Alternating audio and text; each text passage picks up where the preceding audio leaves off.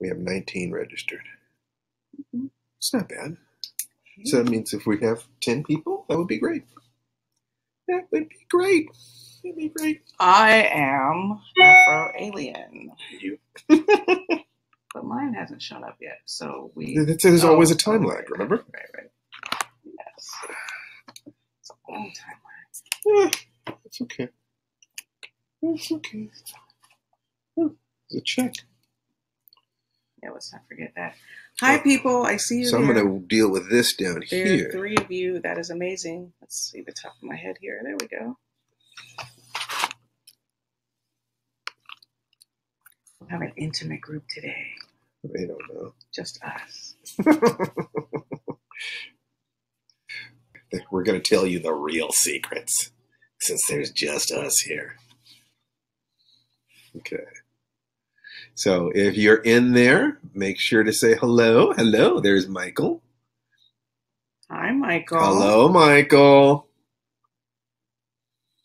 We were at the Lamert Park Book Fair earlier today, passed out a bunch of flyers, but probably people are still there, so I'm not able to attend the webinar. Diana Payton. Hello, Diana. Hi, Diana. Yeah. So, but the important thing is that we're doing this live for you guys, and people will be seeing it later on YouTube. Yes. So it's like you're appearing at a taping of a television show.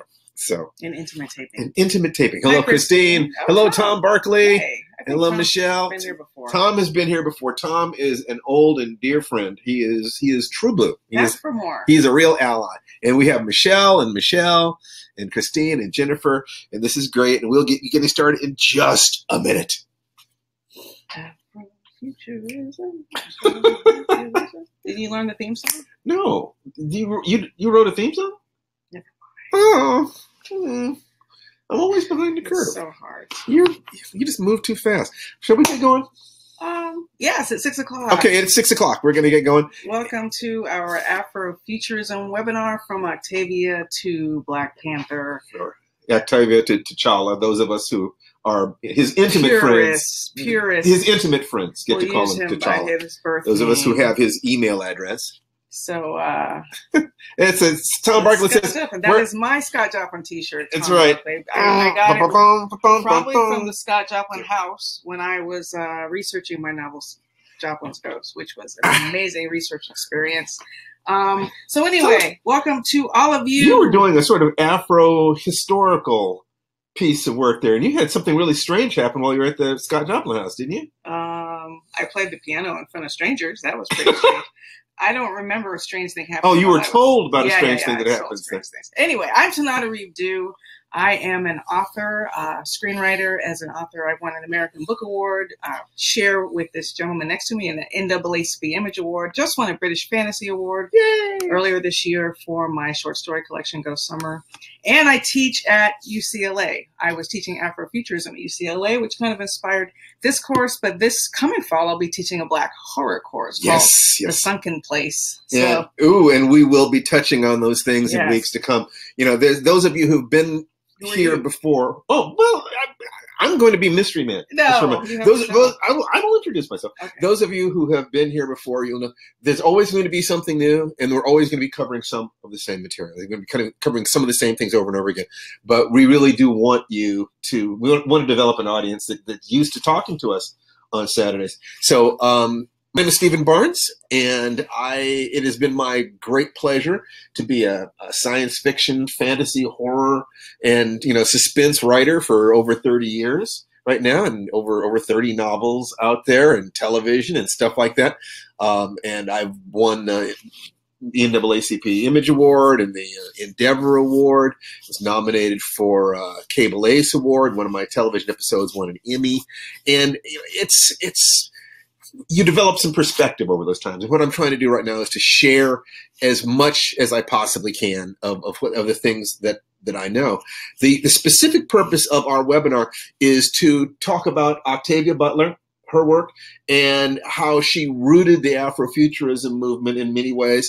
Really broke to the surface during her time. Sure did. And then to also discuss The future, and specifically Black Panther. So we're always going to anchor it with those things, but we are also going to talk about other things. As an introduction to Afrofuturism. That's and right. Hopefully as you hear us speak, you'll understand why we're so excited about Afrofuturism and its power to chronicle and create change. And we want to remind you to stick around till the end of the show, because we're going to tell you how you can win a free autographed copy of one of our books. Any book that either of us has written that you would like us to sign, we will give you one copy. Yeah, that's right. If you're among the golden few.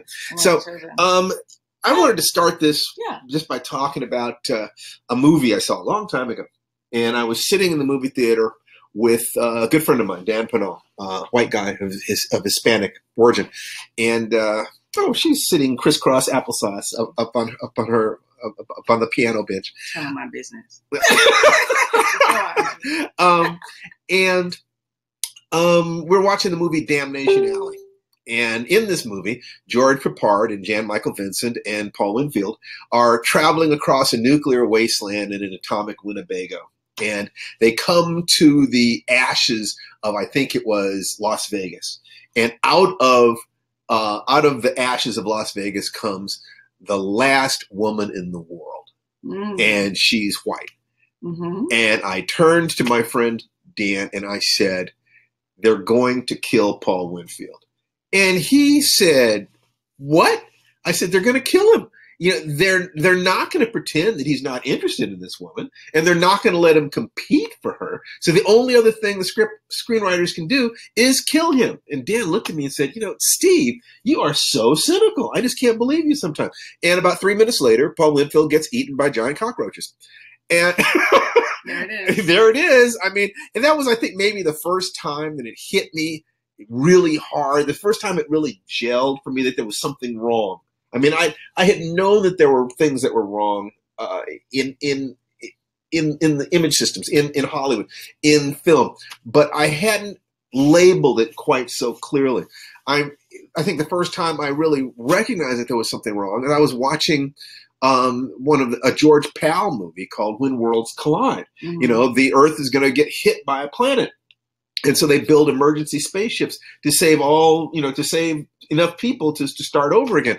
And I watched as the spaceship took off, and all the people on the spaceship were white.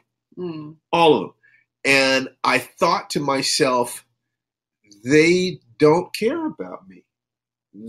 Nobody looking like me gets to survive. They've just killed off everyone who looks like me. And in my heart, I didn't think it was deliberate, which was even worse. Mm. It wasn't even a deliberate slight. It didn't even register with them that they were eradicating us, that in their fantasies, people like me were worth nothing. Right. Not even consideration. If I may segue. Yes, please. This week's events, unfortunately, on the political stage have further solidified that idea for many of us who are people of color, who are marginalized, that, we don't matter when the president of the United States, so-called anyway, does not denounce a neo-Nazi march. Holy cow. It's been quite a week. It's hard to believe that just a week ago, a little more than a week ago, we were worried about a nuclear confrontation with North Korea. And then this neo-Nazi march in Charlottesville took the stage. And then our so-called president fanned the flames of that by basically saying, hey, some of them are nice people. Just unbelievable stuff. I really have to, as a Black person, I'm used to people not seeing the things that I see, right. But I can only imagine what it must be like, for instance, if you're a Jewish American and you had family affected by the Holocaust, right? And we think we've moved so far beyond all those conversations, but then the president won't say Nazis are bad. That's not so hard to say. It's really not a hard thing to say. So, what hit me about what was going on was that I saw a lot of conversations on Facebook. I've seen conversations in the newspapers and magazines, on television, concerning the eradication of history. Mm. Well, I mean, the question of whether or not it's history that's being quote unquote eradicated by having these statues brought down, or whether it is a particular mythology. This is, the lost cause, the noble cause of the South, good people fighting for something that they believe to be worth fighting for, although it was the subjugation of another group of good people. Exactly. You know, I have enjoyed movies about, you know, Confederates, you know, and their appreciated their courage and this, that, and the other. But the thing that hit me was that all these people talking about how important their history was to them. I remembered that for years, for all my life, whenever I was talking about the things that were taken away from Black people, which would be their names, their history, their mythology, their religion, their language, all that stuff, what I kept getting told over and over again was, that's all in the past. Forget about that. Get over it. Live here in the present. And now what I'm hearing is people just whining, these little snowflakes, just complaining. You know, you're taking our history. It hurts. You know, the fear and anger around this. And I'm thinking to myself, wait a minute. Are you saying that you were lying to me all that time? That history was important? It's your history. That's not important. I should have said something? I mean, what exactly is going on here? Because if this is the baseline, if you're saying that this much pain, this much fear, this much anger, enough that people are killing people, is triggered by taking down statues, when there are 70,000 books in the Library of Congress that have to do with the Civil War, apparently. And there are countless more thousand stories, and television shows, and songs, and other things that have to do with that era. That just doing this one thing, slicing this one piece of the pie, triggers that much. If that is the truth, then they should be able to say, what happened to Black people was at least 1,000 times worse than this. They will not caused say that. 1,000 times as much damage. If you're creating that baseline, then that's what's going on. But they won't say that. And so this is one of the reasons why the idea of reclaiming our stories. If other people do not respect your stories, if they will not tell your stories, then you must tell your own stories. And that's what Afrofuturism is about. You cannot rely on, there are so many allies, so many good people who are, you know, today in Boston. Talk about that. Thousands of people. I've seen estimates of 12,000, 15,000, really counter marchers, because there was a so-called freedom of speech rally scheduled, a right-wing freedom of speech rally, and just the streets were swarming. I actually had tears in my eyes this morning as I saw the footage of the counter protesters. So yeah, it was a reminder that yes, we do have countrymen and women who care about us and are not trying to eradicate us from the future. There are so many good people. But this is where Afrofuturism comes in, and watching all the protest footage over the past week has reminded me a great deal of my parents, who were in the civil rights generation. My father is still living, not my mother. And my mother was the one who got me into watching horror. She loved horror. So from a very young age, I was sitting with my mother watching those old black and white Universal horror films, The Mummy, The Wolf Man, The Mole People, The Fly, all that stuff. And that's really where my love of horror came from. And over the years, I've come to realize that it wasn't just sort of like the wee, it's a fun way to be scared escapism, but literally that it was easier to watch those kind of films than to dwell in what her reality was, you know, which was one where she was always afraid of the clock turning back. I can hear her voice in my ear now. That was her favorite phrase. My mom loved horror movies too. You know, my mom would have, we were pretty poor when I was a kid. We struggled to have kind of a middle-class existence, but I clearly remember my mother just, you know, unable to pay the bills and having horrible nightmares of being chased by Frankenstein's monster, the Wolf Man. So she liked horror movies too, you know, the classic, you know, Universal horror movies, and she would shiver. And I think that the horror enabled her to personify her more generalized fears. You know, the real fear was being unable to pay the bills, being out on the street, or the fears that she had for me when she told me when I was 10 years old, Steve, if you let white people know how smart you are, they will kill you. You know, this was, you know, her version of the talk. I just heard you have to work twice as hard to get half as far. I was never threatened with death if I was too smart. But yeah, that's the reality of parenting. Even now, the reality of parenting. Even now, a lot of us who thought that was over are realizing, oh no, we still have to do that. No, I think that what's going on right now is something that's very different. You're not going to get killed for being smart. You're not going to get killed for being smart mouth. or smart ass. I think that what's going on right now is we're starting to have the real conversation. It's not, you know, you have to be good and then you'll be able to have your piece of this little pie over here. It is now everything is up for grabs. Right. Now the question of actually sharing power at the highest level is up for grabs. And so we're fighting the same fight again, and there may be another fight after that. But right now, this is the realest it's ever been. And that's why it's hitting a lot of people. You know, things are worse than it's ever been. No. They have no sense of history. No, it seems worse. And we haven't noticed before now. And we have more allies. Yeah. There are more white people who are aware, who are not carrying the burden of that past. They don't have any interest in that stuff. Right. The question is what kind of future we're making together. And they were just as excited about Black Panther as we have been. Black Panther crashed the internet. Now, you were talking about your mom. You mentioned your mom would have loved Get Out. Yeah. Well, my dad would have loved Black Panther. Right. So they planted the seeds, but my mom didn't quite get to see the point where Black horror was going to become a thing, which it is. It's going to be. It's not just this one movie. I'm teaching a whole course on it. So there have been others and there will be more to follow. And my dad, who, you know, was not there to raise me, but when he did come, we would often go to see movies. And we would see movies, you know, Journey to the Seventh Planet and The Angry Red Planet and Seventh Voyage of Sinbad and Jason and the Argonauts, you know, fantasy and science fiction, almost none of which featured anybody who looked like us. So I know that he would have gone nuts to see Black Panther. I mean, I know for a fact that my surrogate father,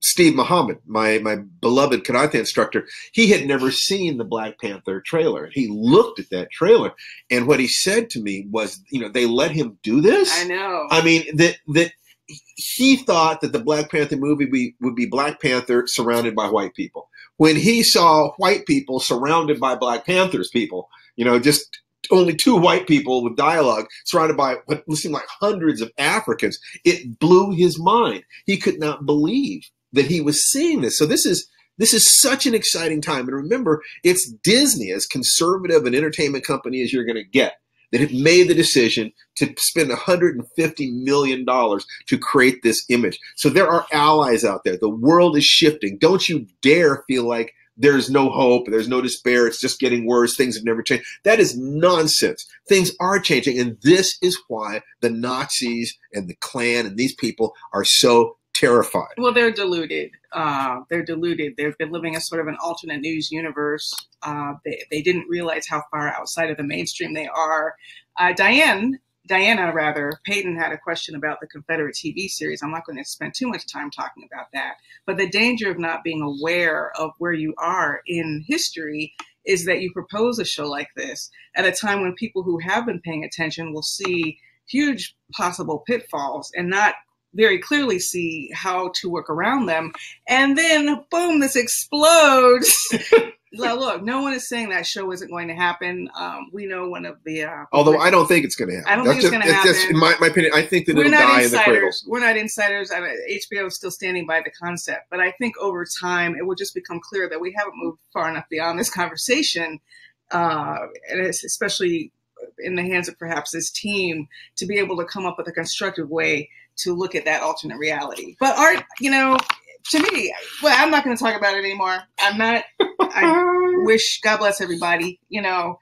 But the purpose of this webinar is basically to show you why Octavia believed we could save the world together. Yes. Now, she's sometimes considered a pessimist by her own admission. When we interviewed her once, she was like, "Moi," which is so cute. But so, yeah, she gets that some of her work seems pessimistic. But obviously, I think on one level, if you don't believe you can make a change, why would you create the work in the first place? You know, so she did have that belief. And also why... I would say that her fiction was where she put her fear and her hope. Yes, that's very well put. And the purpose of this webinar is not just to familiarize you with Octavia's work and Black Panther. Like, we talk about that stuff every week. Yeah. But also to contextualize the week's events and say, this is how all this stuff connects, and this is why you should have hope. And to give you a map for how you can help save the world. That's really, I mean, not to overstate it. That's what we are not going to bring up the stuff that's wrong without showing you how you can help set it right. and that there is more joy to come. Take a moment. I'm sorry, honey. Take a moment and chat, because there's always a little bit of a lag, to please type just a couple words about why you're here at this webinar. I mean, what are you looking for? What do you want to know more about? Some of you are probably Octavia Butler fans, or you might be fans of my work or Steve's work. Some of you are writers yourselves, probably. Readers, certainly. Teachers, I'm assuming there might be a couple of teachers. If you could just say why you're here, what you're hoping to find here, that will help us understand you better and help us improve our webinars. So Diana says, I want to see T'Challa's bodyguards kick all the ass. Oh, I know. There you go. Spears and and it's just, we're going to jump around, and we got a specific agenda. But one of the things that I think is true, I want to go to the our screen share. Sure. Because we've got some great stuff. Don't forget to type in chat. You have a chat function on the right-hand side of your window. If you don't know why you're here, also tell us you don't know why you're here. And there's the picture. And I heard from women, white and black, that when they were watching Wonder Woman and the No Man's Land sequence came on, and she jumped out there and was running across into the machine gun fire, that they were watching this with tears streaming down their faces. And they were saying to themselves, I didn't even know I needed to see that. And it is my opinion that the exact same thing happened with the Dora Milaje in Black Widow, when she stepped up there and said, move, or you will be moved. Black women all over the theater where I was watching it just applauded. All kinds of women. It was just amazing that we have been starving for images of power to the degree that when these images finally started appearing on the screen, we have been willing to settle for crap all these years, for being secondary, for being depicted left out, excluded, asexual, killed off. We have been willing to accept those images, and we're not having to accept them anymore. Let me go to the chat really quickly, because we're hearing from some folks. Diana Payton is a writer, yes, and wants to here listening to different points of view. I think that's great. I think there's a lot more of that happening. I see that happening on Twitter, where people are listening to each other more. And Christine is new to me as a reader, has some of Steve's books. Yes, and new thank to you. Octavia. You're the one. So thank you for coming to learn with us, to share with us, to spend this time with us as we tell you about Afrofuturism. And remember to share this URL, Octavia to blackpanther.com, that we will be here every week talking about these things, and we're going to take questions from you guys and requests, so you can get in touch with us via Facebook. If there are things you want us to discuss, we're open. We want to do this. First, I want to go to just the basic. What is Afrofuturism? Yes. Every time I answer that question, it seems to have a different answer, because it's a vast thing. It's actually a movement. It's not just about books. It includes books, music like George Clinton or Janelle Monáe, Sun Ra with Space is the Place. It involves Brother from Another Planet, John Sayles, is not a Black creator. Ryan Coogler, the director of Black Panther, is a Black creator, but the creators of the Black Panther were not Black creators. So it's really collaborative, but it's mostly driven at this point by Black artists. And this picture is from 1997. Steve and I were both invited to take part in a conference at Clark Atlanta University called the African American Fantastic Imagination, Explorations in Science Fiction, Fantasy, and Horror. So let me go back. When you talk about Afrofuturism, there's a lot of emphasis on the futurism part. By my definition, it's really Black speculative fiction, and speculative fiction can include fantasy, horror. It's not necessarily futuristic, so you can choose the definition that works best for you. But I was just so amazed to be invited to this event. Just by way of background, I really came into publishing on the heels of the success of Terry McMillan and Waiting to Exhale, which really opened up publishing's eyes to the fact that Blacks represented a commercial reading audience. So they were snapping up a lot of Black authors. And I got caught up in that wave. I was not snapped up because I was a horror writer. I was snapped up because I was a Black writer. And I could have been writing about horror, about relationships. That probably would have been better for my career if I'd been writing about relationships, frankly. But it's often seemed like science fiction. Right, they can. Is it possible to have a healthy relationship? Well, that's where my soul to keep came from, but that's another story. In any case, there I was. If you look at this photograph on the far right, you have science fiction pioneer Samuel R. Delaney, who was publishing as a very young man back in the 60s.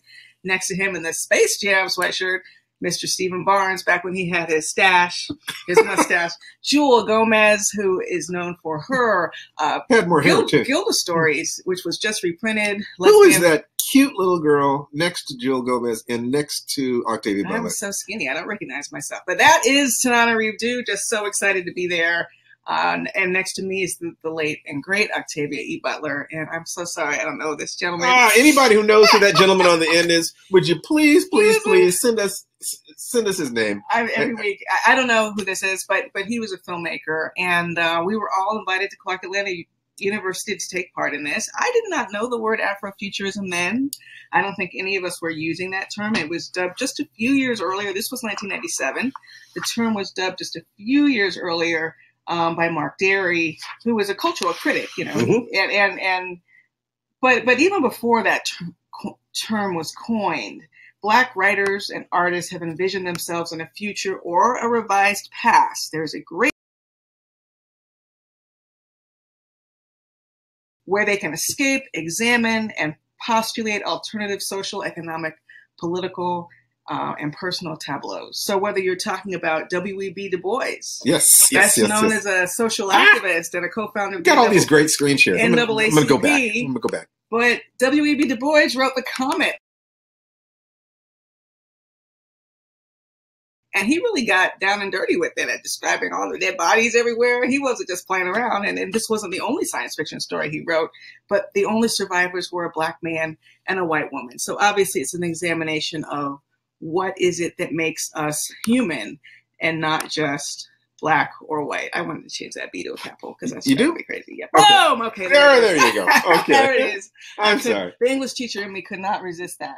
So in any case, Afrofuturist artists give us images of futurism as a lens through which to view and change the present, but never forgetting the past. Never, ever. You can't forget the past. And this is where the racists and also just decent Southern people who are looking at their history, this is where I have to sympathize with them. It is horrible to see what you see as being your past being taken away, but it's even worse to not feel like you have any past at all. No past that genuinely represents you, to see nothing of yourself there. So this is why Afrofuturism, you know, for white people, I think science fiction is almost like ice cream.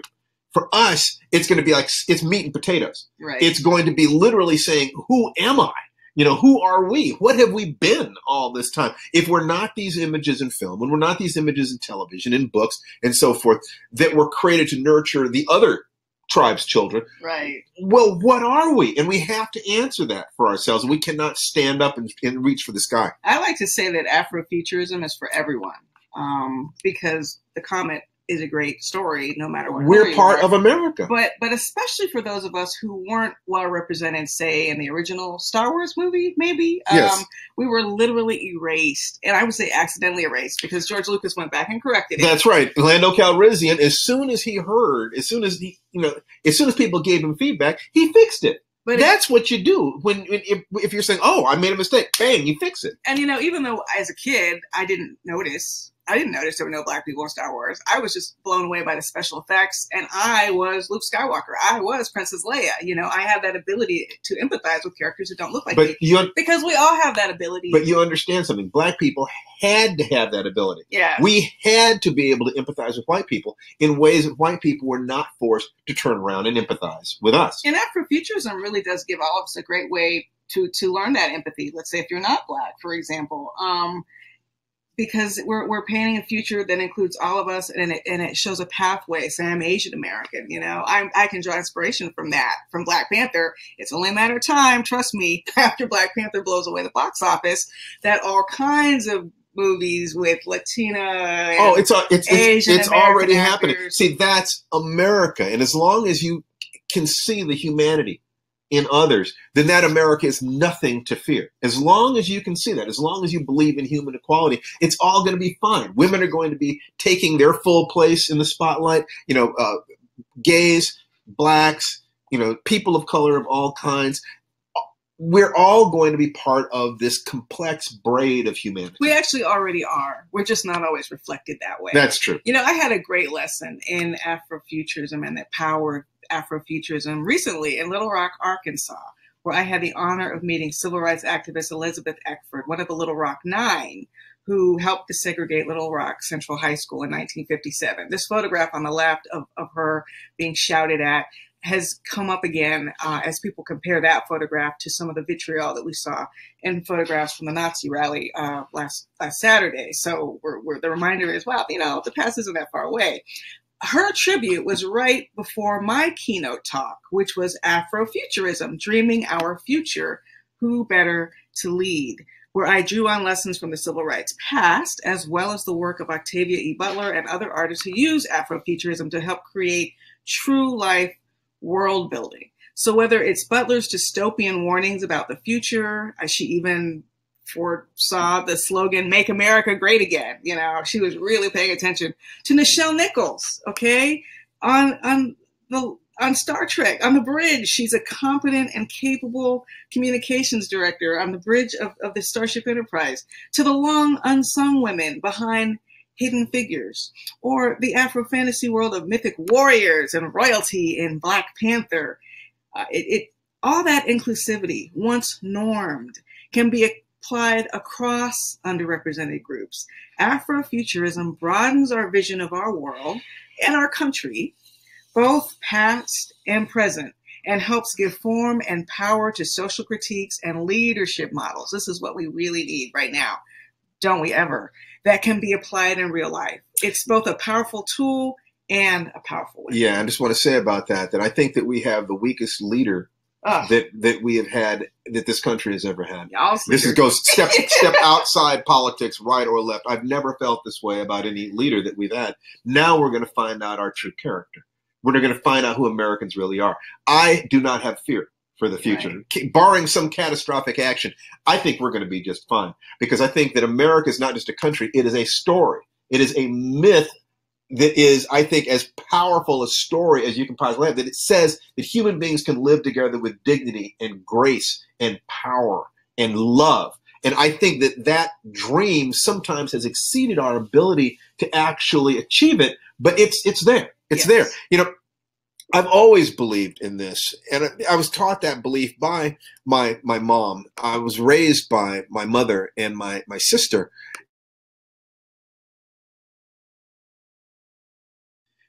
What they could not, and they gave me my humanity in a very real way. They gave me my heart in a very real way. God knows I love my mom and my sister, but my mom could not teach me to be a man. And my dad wasn't in the home, and I had no older brothers. I had no uncles.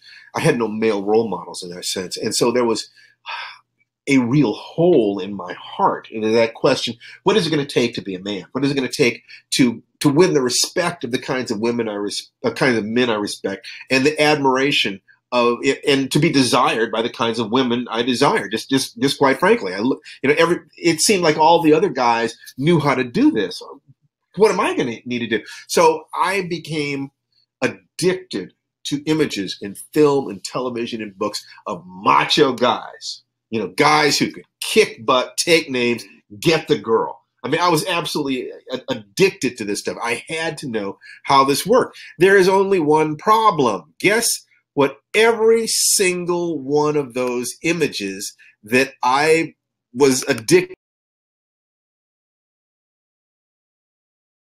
No, it was not that one. Let me find those images. Let's see. Yes, here we go. All of the images that I saw, whether it was James Bond or Tarzan or Conan the Barbarian or anything else, were white guys. And on the occasions when you did see a black man, he got eaten by giant cockroaches. Or they would just absolutely demean them. Conan the Barbarian would enter into a town and be repulsed by the stench of Negroes. This was in the novel, not the movie, by the way. That's right. When you talk about trying to rehabilitate Tarzan, it's kind of easy when the core idea in Tarzan was expressed by Edgar Rice Burroughs in Jungle Tales of Tarzan as white men have imagination, black men have little, animals have none. So this was what you felt you had to read to yes. learn how to be a man. I was reading this poison. I was sucking this stuff down like poisoned mother's milk. And I needed it in order to try to be a man, but in the process of being a man, I was literally being poisoned against my own skin color.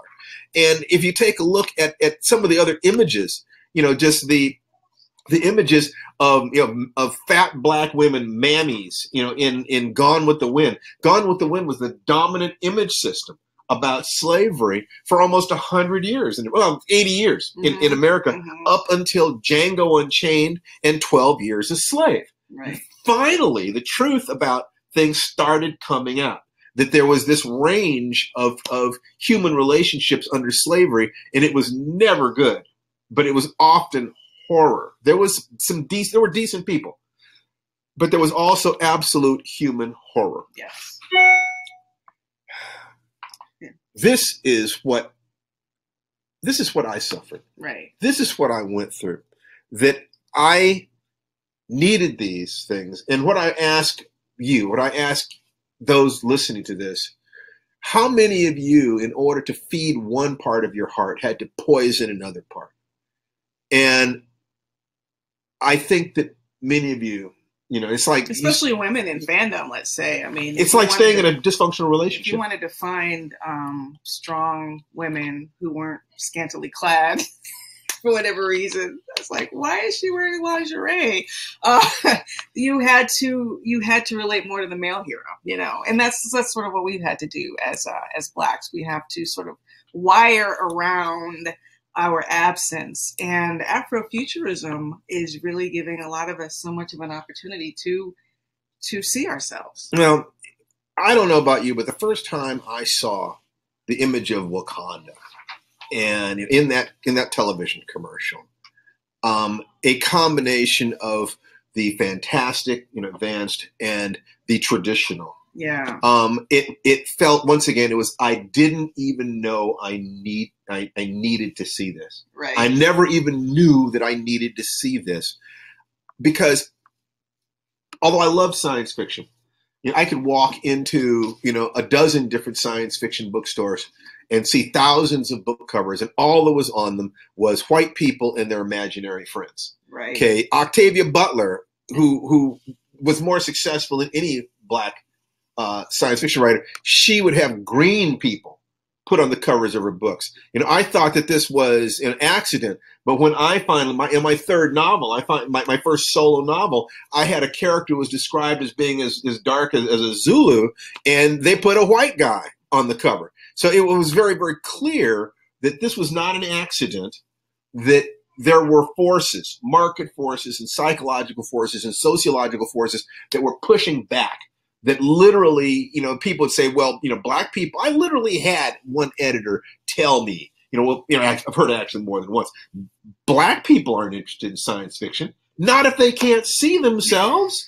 Not if they see nothing. We're more interested in science fiction per capita than white people are. We will go further to see images that do not include us. And apparently white people were, at least at that time, allergic to images that did not look like them or like their wholly synthetic fantasies. Right. So I began to wonder, was I risking my soul? What was I doing to create these images when people were whitewashing all my images to nurture white people? I thought that do I dare begin to really push this? Do I dare go more deeply? I mean, for almost 20 years, I was the only black male science fiction writer in the world. And I was afraid that if I went more deeply into this, I would lose my career.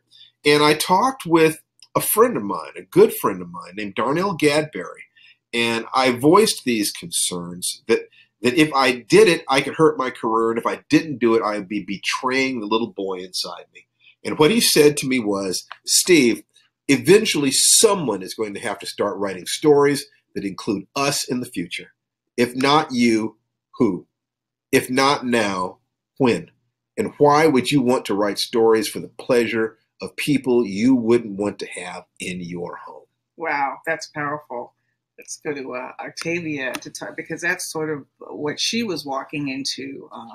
This quote gets see herself in any of the works. So she wrote herself in, and I'm so glad she did, because she's served as an inspiration for so many people on so many levels. I want to talk about something that on a personal level after Election Day, for me, like maybe I'm talking about last November, in case you've blotted it out already. I was in a state of shock. I really could not believe what was happening on my Huffington Post screen. I kept refreshing it, expecting different results to pop up. And finally, my sister, who is a lawyer at CNN, had to walk me through on the phone and say, there's no path to victory. I still hear those words ringing in my ear, because it's like, what?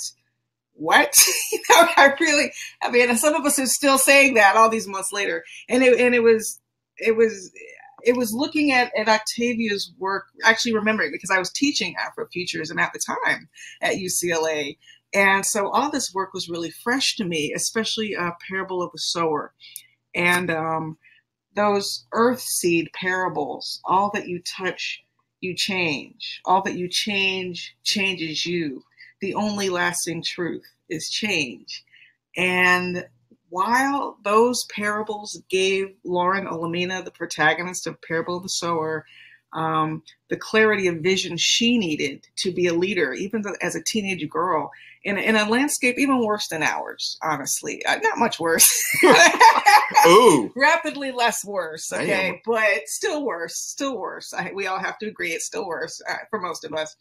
But that gave her strength, and that gave her inspiration. So, of course, that gives me strength and gives me inspiration. Of course, this is a pendulum swinging back the other way. The only lasting truth is change. It gave me the courage to start journaling, to start working on an essay that admittedly took me so many weeks to write that I didn't have it finished until Inauguration Day, but I was able to publish it on Inauguration Day, an essay on how to use the lessons of Octavia Butler and the civil rights path to forge a path toward real life world building, which is what we're having to do. People are taking to the streets. Some of you who are artists are going back to your art. It's so important. And she has been such a beacon in that way. The world unfolding before my eyes now, still isn't as hard as Butler's world, but she does help us through visualization and imagination cross that line from fiction to reality in a proactive way and create hope even when times feel hopeless. Speaking of which, last spring, I was invited to a wonderful program called Black Women Rise in West Palm Beach, Florida. And Dr. Angela Davis was one of the speakers, former political prisoner, activist, beacon. And now she's fierce in her work, but gentle in her demeanor. And I asked her how she carries so much light in all her face. She's in the face of all this hardship she's faced personally, and the ongoing hardship in the work of change, especially now.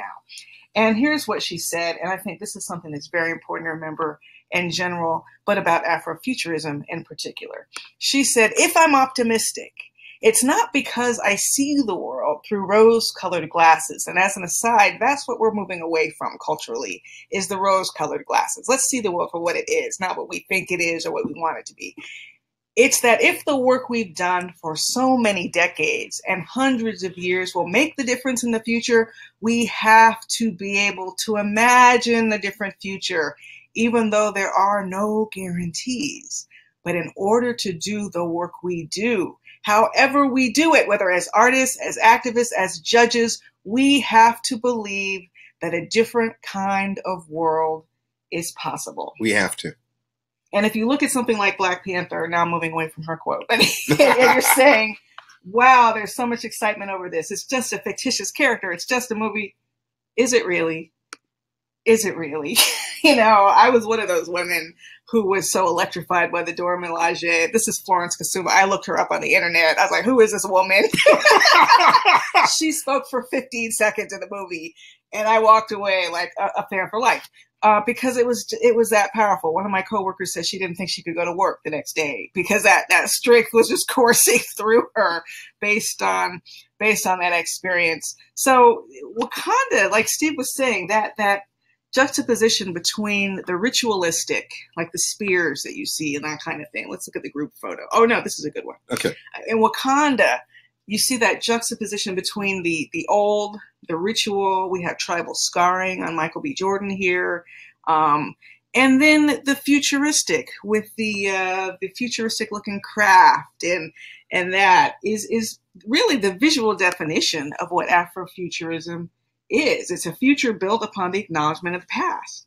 We move forward without forgetting. You see, we're living the toll of forgetting right now. We're living the toll of forgetting.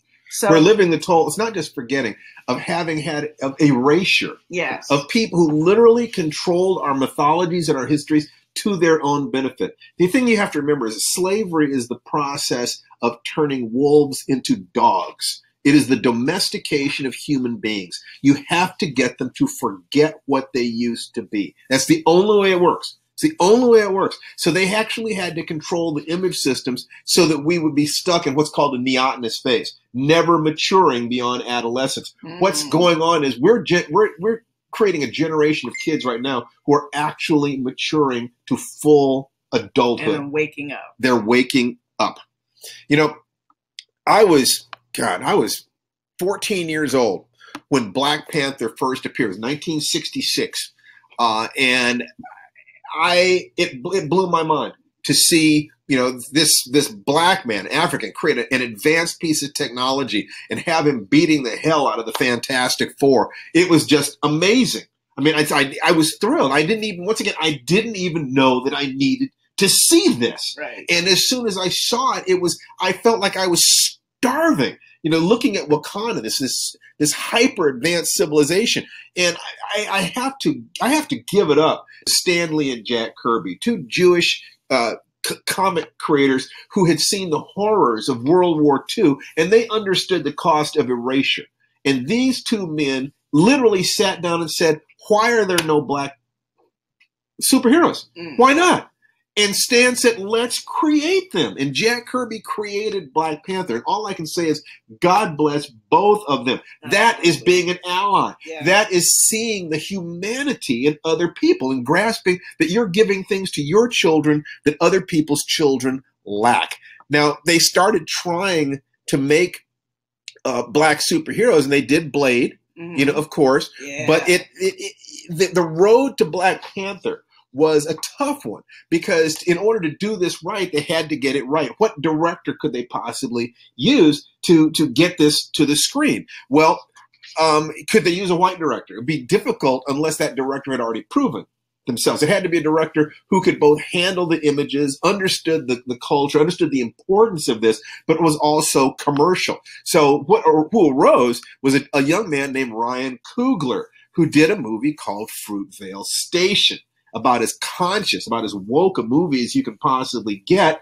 And although it didn't make a lot of money, it got on the radar. And he was able to use the leverage from that to do a movie called Creed, to create a script that he was able to take to Sylvester Stallone, who's about as conservative and white as you can possibly get. And Stallone took his 40 years of cultural capital and put it in Ryan Coogler's hands. And he made the first movie that has ever gotten across the $100 million mark with a black hero who has a love scene. That's the first time it has ever happened. And so what we're seeing is there are allies everywhere if you can prove yourself. And the way to get movies like Black Panther is to be able to support the artists who are making little movies like Fruitvale Station, or are writing books, or are creating other things like this. This is what Afrofuturism is about, is understanding the entire range of what's happening here, how it evolves, how it's rooted, where you can be a part of it. Right. Because if you're seeing the pain of wondering where our country is going, you can take that pain and turn it into wonder, and you can turn it into growth simply by either creating your own work, right, or sponsoring the work of those who have the vision. This is what you can do. There is absolutely no reason to despair. There is every reason to feel that our hearts are in good hands with the kids that are coming up now and some of the masters who've been working for a long time. It's not even talking about my work or Tananarive's work. I'm looking at people like Nnedi Okorafor, and I am saying, the future is in good hands. And Kay Jemison, too, is coming up, and her fifth season, the novel The Fifth Season, is in development for television, like Nnedi's novel, Who Fears Death, is in development for television. So believe us, we are not exaggerating when we say that there has never been a more exciting time for Afrofuturism, for the artists who create it, and for the those of you who appreciate it, who like something different. I know I do. So yeah, in our conversations with Octavia and reading through her work, we know how strongly she believed that the most endangered, the thing that most endangered humanity was our tendency toward hierarchy. We're very hierarchical, and our tendency to believe we're higher on the hierarchy of value than others. I hope you can see how this happens with racism, yes, with sexism, with homophobia, with cultural elitism of all kinds, of considering humans are more important than the rest of the biosphere. This is a primary poison which must be addressed if we're to save this planet. We are literally poisoning ourselves. We are, emotionally, physically, spiritually, politically, but we can take control by taking control of the stories that we use to organize our reality. There's a quote from Dr. Martin Luther King, and it speaks to the fact that the artists, well, I had to pay a price for beginning to speak my truth in the arts, but it's not as high a price as those who have come before paid for that same truth. Dr. King said that we have some difficult days ahead, but it doesn't matter to him because he's already been to the mountaintop, that he understood that he could not get into the promise. You're not going to do the voice? No, I don't do the voice. Don't do the voice. No, I would give it a shot, but I couldn't do it. I couldn't do it justice. But there's a reason, this is one of the best known speeches by Dr. King, and the sentiment resonates so strongly because, again, he was speaking as an Afrofuturist, and an Afrofuturist who also knew that his days were numbered. This was not hyperbole on his part. He had had an assassination attempt already. He knew his days were numbered. But when you go up to the mountain and you look over and you see the promised land, that is a promised land for all of humanity. That doesn't mean necessarily for me, but maybe my son, maybe my stepdaughter, maybe my grandchildren. And the point here is that you can help change the future. You can live King's legacy and you can support his legacy simply by by supporting the artists who are creating the images that fill in the gaps, that allow people to understand their past, survive their present, and dream about their future. You fight lies with truth, and you fight nightmares with dreams. Yes. I bet some of you may be feeling like you've been drinking from a fire hydrant. We've given you a lot to think about right now. And just kind of take a deep breath. Take a deep breath, because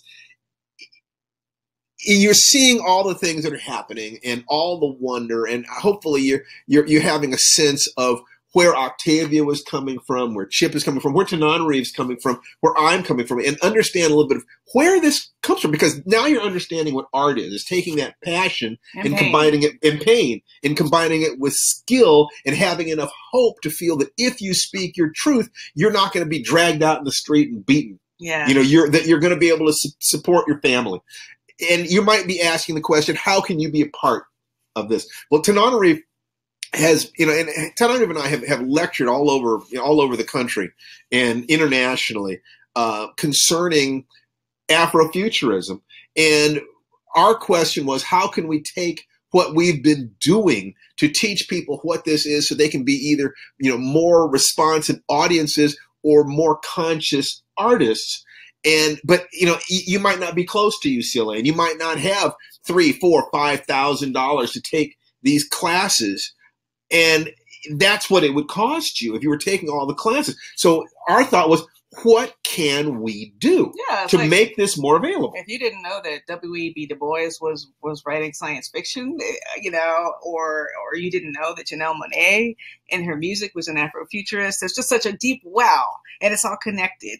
And there's so much legacy there when you talk about Afrofuturism. So we wanted to think of a way to bring that course to you. And what we've done is we've created something that's very special. And what we're hoping is that it would be all right with you if we took a little time and actually describe what we have done to create something that does not require that you change your life around or break your bank.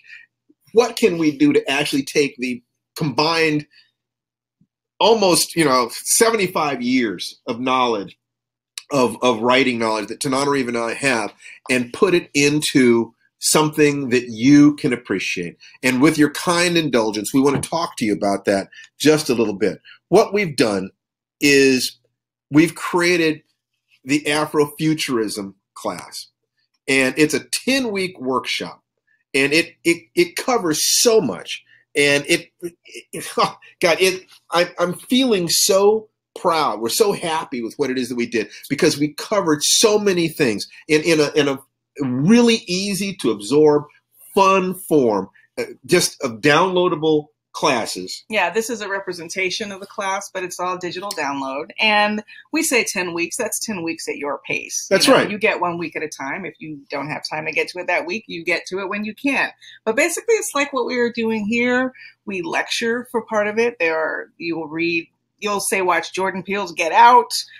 Again, listen to music by George Clinton and Janelle Monáe. You'll read works by Octavia Butler and Chip Delaney, Nalo Hopkinson. I mean, it's an overview course. So each class has a special guest. Yes. We opened our Rolodex to find the very best people out there. So it's not just us that's talking to you. Like we have Luke Cage showrunner, Cheo Hadari Coker. He's the first guest. Our first guest. We had Nnedi Okorafor. We have director Reggie Hudlin. We have real life superhero Bree Newsom, who went and climbed down and took down the Confederate flag from the South Carolina State House before it was fashionable. Nalo Hopkinson and John Jennings, the graphic artist and scientist, Natrice Gaskins. This, week after week after week, we're bringing you these things. And if you were taking this at Tananarive's UCLA class, it would cost you almost $1,300. The next thing, some of you want to go into writing. Yeah, and I saw that there were writers who were also on the list. And so what we've done is we've created a full, what we call revolutionary writing class. And the revolutionary writing class has lectures on what is revolutionary art, self-care, writing in the midst of despair, writing the other. Yeah. Yes. And we, once again, video interviews with Zach Stintz from Thor and X-Men First Class, Effie Brown from Dear White People, Daniel Jose Older from Shadow Shaper, Nisi Shaw and Kay Tempest Bradford writing the other. For those of you who aren't Black and you're like, well, I want to create more inclusivity in my own work, but I'm a little nervous about making mistakes. For feminism, for gay rights, for gender issues, we're all over this stuff. We've got it. Some of our best friends and people who are willing to share. It would be like sitting in our living room, listening to us having intimate conversations with the people, with other artists, with people we trust and who trust us. People who tell you the truth about what the writing life is, what the artistic life is. And I'm telling you that once again, if you did this at UCLA, you would have to take the time and the energy, and it would cost you about $1,300. We went beyond that. We created a webinar, a standalone, the 3 biggest mistakes that new writers make. And it's just packed with the things that, my God, if I had only known this stuff when I started my career. And this one doesn't even have homework. There's no homework at all. That's right. So every week you'll be getting an email from us. No, but the webinar is just a 90-minute standalone webinar where we share those. That's right. So you'll get the link to the download. You'll be able to absorb it, take notes from it, start putting it into your work, give it to the people who who are creating work. I mean, we're doing everything we can to deliver on our promise of helping art change the world. But we cannot do this alone. We need your help. And it's not just the art, it's the artist that we want to be concerned about. So that's why we have an emotional care package. Some of you know that, and one of my other hats is being a life coach. And I also have a master hypnotist certificate. and worked with neurolinguistic programming and high-end stress clinics. So I chose the cream of what I've been doing to help people. That I've been paid $1,000 an hour for consulting with people in this particular way, and the Focus and Flow program will smash writer's block forever. The Ancient Child connects you with your heart, helps you heal your heart. The Fear program, the Fountain of Energy for Active Response is the acronym. How to turn fear into power, and then to help you calm yourself down at night after a full day's work in the midst of the kind of stress that is killing people right now. Literally. The Warrior Sleep program, easily worth $240. And these are all digital. Digital downloads. It's all digital. You'll be able to have them. You can have them on your phone. You can watch them on your iPad. You can watch them on your computer. The total value of all this put together would easily be $3,000. That would be the retail price. But we don't have to support an infrastructure. Nope. That is the beautiful thing about what it is that we're doing. But I ask you, so we don't have to charge you $3,000. But let me ask you a question. If we're right about this, if art can change the world and we can teach you how to create art and how to support art that would help us change the world, wouldn't it be worth $3,000? I mean, that's if we were right about that. Yeah. Okay. Yeah. And if just one of the hundreds of ideas that we are going to present you with and the support that we can give you on our social media forum, could help you to sell your first book, sell a couple of short stories, wouldn't it be worth $3,000? Even though we're not going to do that? Now, so I just ask you, do you see the value in being able to take control of your lives in this way? Because the truth is that we're not going to charge you $3,000 or $2,500 or anything close to it. We're going to have with a 100% money back guarantee. Oh, yeah. 100% money back guarantee. What we're going to do is it's only $300, and you can get it at www.afrofuturismwebinar.com. That's actually less than we charged for the Afrofuturism 10-week course alone when we were That's doing right. live. So this is everything. Lectures, different artists, music, Lemonade with Beyonce. We get to talk about that. I mean, just there's so much to Afrofuturism. It's basically an education in 1,000 years of mythological history and in the last century of art in a box. And we put it together for you in a way that you can just absorb it and have fun, or you can dig into it and get to work. So, this is we don't know how to make it better than this. We don't know. And and there's a lot there, like I said, you do it at your own pace. So there are 10 lectures for Afrofuturism, 6 lectures for the Revolutionary Writing course. You do those as you can. They may last you through the rest of the year or beyond. And what I can tell you in all honesty is that when I started my career, I would have given anything, paid any price whatsoever for the information in this course. I traveled the world. I mean, I traveled certainly the country. I would drive 1,000 miles to spend 5 minutes with someone who could answer a question. You are great at finding teachers for yourself. That is absolutely what I did. Yeah. And the cream of everything that I've been taught about how this works, how consciousness and art all fit together are right here. And we would love to have you join us. We never wanted to be gurus, but our parents gave us everything. Tanana Reeves' mother and father poured everything they had into their children. My mother killed herself raising us. And we were both taught to be part of a chain, to take from the link above and pass to the link below. And that's what we're inviting you to do, is to be a link in that chain. And let's not forget the free book. Yes, well, that's the other thing. We promised that if you stayed to the end of this, we would tell you how to get a free copy of one of our books. And so the first 5 people who order the Afrofuturism webinar before midnight tomorrow night, that's Sunday, will get a free copy of any of our books that are available at retail. Yeah, we will sign to you. We'll sign it to you. If we don't have it on our shelves, we will order it from Amazon for you and mail it to you. And we've been having a lot of fun doing that. www.afrofuturism. Let's go back to the video. Let's go back to the video so we can see people. And also,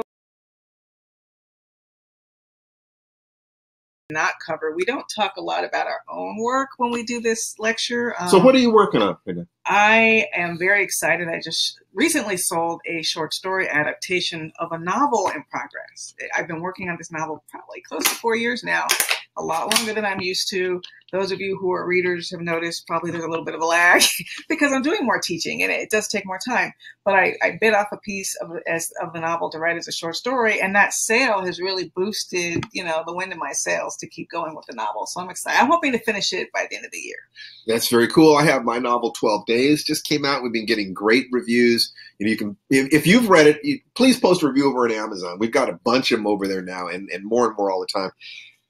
I'm also almost finished with a 120,000 word novel that is connected to 2 books that I wrote 30 years ago with Larry Niven and Jerry Pournelle, my mentors coming into the field, and they have been wonderful, just in terms of helping me in my life. And it is my real honor and privilege to be able to give back to them by helping them create what will be one of the crowning achievements, certainly, of our collaboration. I want it to be one of the best books that any of us has ever done, because that's how you repay the people who came, before you. Aside from that, we were in development on a television series over at Fox. We were. So that didn't work out, but we got paid, which is nice. So if you have any questions that you would like us to answer, we've got a few more minutes, and we will answer any questions about anything that we've been talking about here. This is your opportunity to interact with us. As a little free extra, I'm over here looking for the link to the Inauguration Day blog I wrote about how using the work of Octavia Butler and remembering the civil rights past can give us the tools to move forward in the battle ahead. I think we're now a little bit more clear on what that battle looks like. Yes. Unfortunately. Absolutely. Any questions from you before we go? Because if you don't, then we're going to get into our evening, and I'm going to hang out with my son, or maybe go out and catch a movie, something like this. Yeah. But what we really wanted to do is we wanted to have this time with you, and subjects that you'd like us to cover in our future episodes, because we're going to be doing this every week. There are going to be certain aspects of things. Inviting you to the Afrofuturism webinar is going to be constant, but talking about Afrofuturism and talking about Afrofantasy and current events will be different every week. And any subjects that you have that you would like us to discuss that are connected with these things, we will be happy to address. Right. So, well, no questions have popped up. Questions have popped up. So we will assume we have answered them. But thank you for staying. I know if you're on the East Coast in particular, it's getting late. If you're in Boston, power to Boston after a great protest today.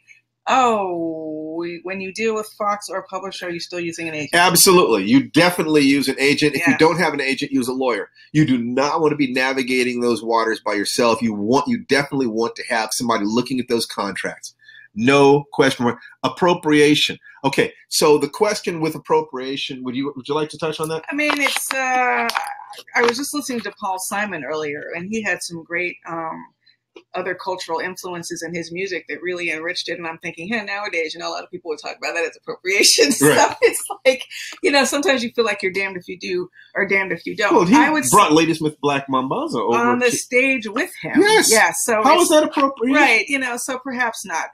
The word means different things to different people. Yes. If you have, let's say, a lot of white American characters who dress in Native American garb everywhere they go. Firefly, great example of appropriation. Yes, it was. There were no Asians in that series. But, there were no Asians in the series. It was very clear that there were Asians that were supposed to be. River Tan is very clearly supposed to be Chinese. They were speaking Chinese. China was supposed to be a huge influence. And it was not a single, I think there was one Chinese character who spoke one line of dialogue in the entire series. So don't get me wrong. That's appropriation. I loved Firefly, but that is an example. If you're going to sort of talk the talk, you have to walk the walk. Yes. So if we're envisioning a world where Asia has a major influence in the universe, rather, and there are no Asians, then have Asians having a major influence in that universe. Yeah, what a concept! I think that's what it is. I think appropriation happens when writers take half a step toward inclusivity, but it's not a full step. It's the garb of other cultures. It's the using other cultures like other cultures, using them like a sock puppet, but without creating a character who is also a part of that culture to help bring it to life. So I think as long as you have more inclusivity of characters in your work, then you can avoid some of those pitfalls of appropriation. Great. Well, thank you so much for being part of it. Remember, Afrofuturismwebinar.com. We are just eager to have you join us. And we're so grateful that you're taking this time on Saturday to be a part of this. Send us your questions, the things that you want us to address, any questions you have about the course. Join up. Let us send you autographed copies of those books. Yes, absolutely. Okay, so you take care. And have a great night, everyone. And things will get better. Things are already getting better. Absolutely. And you are part of it. We are living the Afro future right now. Take care. Bye-bye.